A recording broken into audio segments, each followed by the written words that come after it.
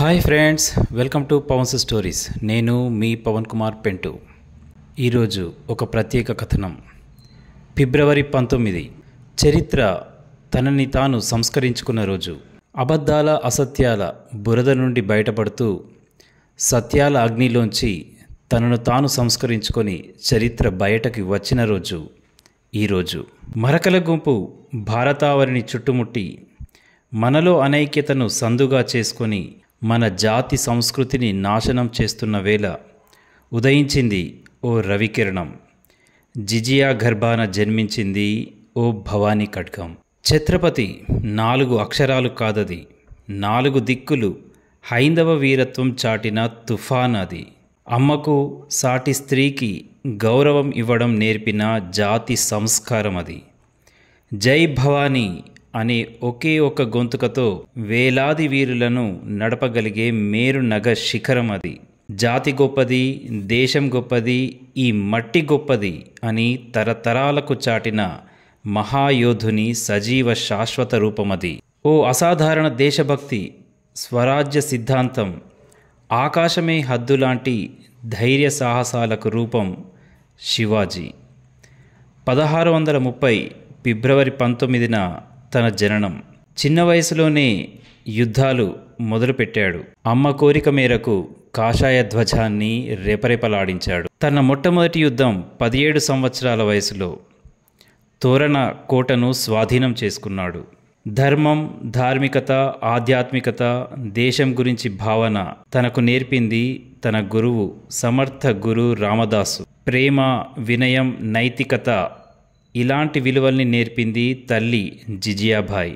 మొఘలాయిలు, బీజాపూర్ సుల్తాన్లు, నిజాంలు, బహుమనీ సుల్తాన్లు వీళ్ళందరినీ తరిమి కొట్టిన వీరుడు మన ఛత్రపతి. అందరిలా జీతాలు తీసుకునే సైనికులు ఛత్రపతి దగ్గర ఉండేవారు కాదు.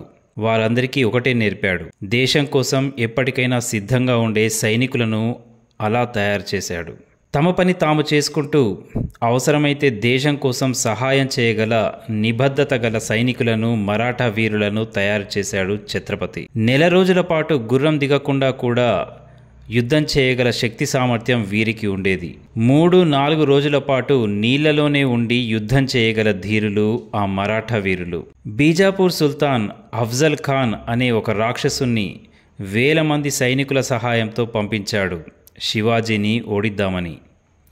అలాంటి అఫ్జల్ ఖాన్ను పులిగోర్ల సహాయంతో శివాజీ చంపేసేశాడు. ఈ సంఘటన శివాజీకి ఎనలేని కీర్తిని తీసుకొచ్చింది. ప్రతాప్గఢ్ యుద్ధంలో మరాఠా సేనల ధైర్య సాహసాలకు ఆఫ్ఘాన్ సేన చిత్తుచిత్తుగా ఓడింది. కొల్హాపూర్ యుద్ధంలో 10,000 మంది మొఘల్ సైనికుల్ని కేవలం అతి తక్కువ మంది మరాఠాలు గెరిల్లా యుద్ధంతో ఓడించారు. 1,00,000 మంది సైనికులతో షహిస్తఖాన్ అనేవాడు శివాజీ మీదికి యుద్ధానికి దిగాడు. శివాజీ యుద్ధం విరమిస్తున్నట్టుగా, తాను పారిపోతున్నట్టుగా వాళ్ళందరినీ నమ్మించి పూనా కోటకు రహస్యంగా వెళ్ళి ఆ షహిస్తఖాన్ చేతివేళ్లను ఖండించాడు. ఇలా యుద్ధనీతిలో ఎక్కడ ఎలాంటి చాతుర్యం ప్రదర్శించాలో శివాజీకి తెలిసినట్టుగా ఎవరికీ తెలీదు. మొఘలుల ప్రధాన కేంద్రమైన సూరత్పై దాడి చేసి అక్కడ ఉన్న మొత్తం సంపదను, ఆయుధాలను తరలించేశాడు. ఈ దెబ్బతో వాళ్ళందరికీ దిమ్మ తిరిగిపోయింది. ఇలా బీజాపూర్ సుల్తాన్ల కోటలు ఒక్కొక్కటిగా సొంతం చేసుకుంటూ చరిత్ర సృష్టించాడు శివాజీ. అవసరమైనప్పుడు తగ్గుతూ, అవసరం ఉన్నప్పుడు చిరుకత్తిలా వేగంగా కదులుతూ అపార రాజనీతి కలిగిన శివాజీ అన్ని ఖిల్లాలు గెలుస్తూ, అన్ని యుద్ధాలు గెలుస్తున్న సమయంలో 1674లో ఆయనను పట్టాభిషేకం చేశారు. అందరూ మర్చిపోతున్న పట్టాభిషేకాన్ని వేదోక్తంగా, శాస్త్రీయంగా సంస్కృతంలో పలుకుతూ 7 నదులు 4 సముద్రాల జలంతో అభిషేకం చేస్తూ పట్టాభిషేకం చేశారు.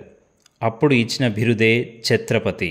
అప్పుడే తన సామ్రాజ్యాన్ని హిందూ పాదషాయిగా ప్రకటించారు.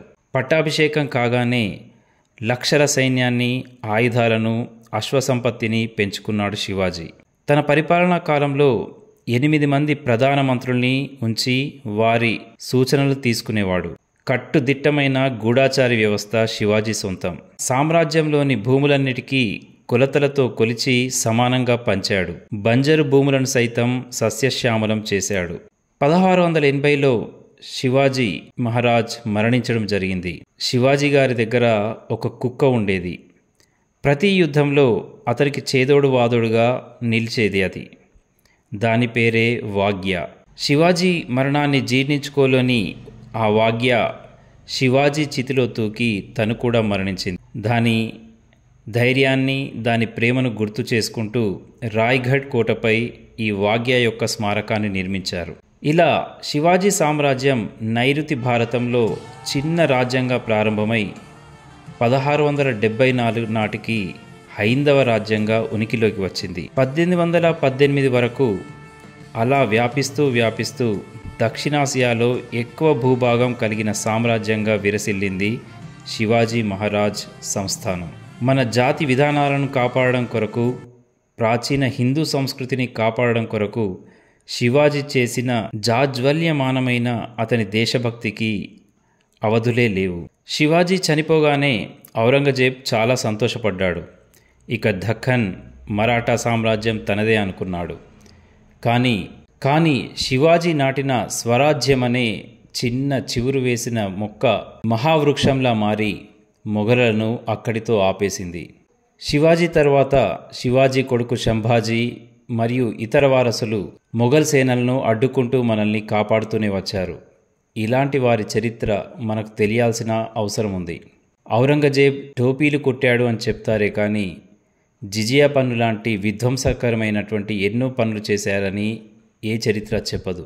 చరిత్ర ప్రతిదీ మనకు గుర్తు చేయదు. కొన్ని విషయాలు మనమే తెలుసుకోవాలి. ఒక్కటి మాత్రం గుర్తుంచుకోవాలి, శత్రువుని ప్రతిసారి క్షమించడం ఎంతమాత్రం మంచిది కాదని మన చరిత్ర చెప్పింది. చరిత్ర ఎప్పుడు అవకాశం ఇస్తూనే ఉంటుంది. మరుగున పడ్డ నిజాలను, వాస్తవికతను బయటకు తేవడానికి ఓ మెరుపులా బయటకు వస్తూనే ఉంటుంది. సరిగ్గా ఆ మెరుపును పట్టుకొని దివిటీలా చూపితే భావితరాలకు మన దేశం యొక్క గొప్పతనం, మన వీరుల యొక్క ధైర్యం తెలుస్తాయి. ఇలాంటి చరిత్రలు ఎన్నో పుటలు, మనం చదవని చరిత్రలో ఇలాంటి పుటలు ఎన్నో ఉన్నాయి. ఒక్కసారి వాటిని తిరిగి చూద్దాం, ప్రతి వారికి తెలియజేసేలా చేద్దాం. ఇదండి ఈరోజు ఛత్రపతి శివాజీ యొక్క కథనం. నచ్చితే 10 మందికి తెలియజేయండి. నేను మీ పవన్ కుమార్ పెంటు.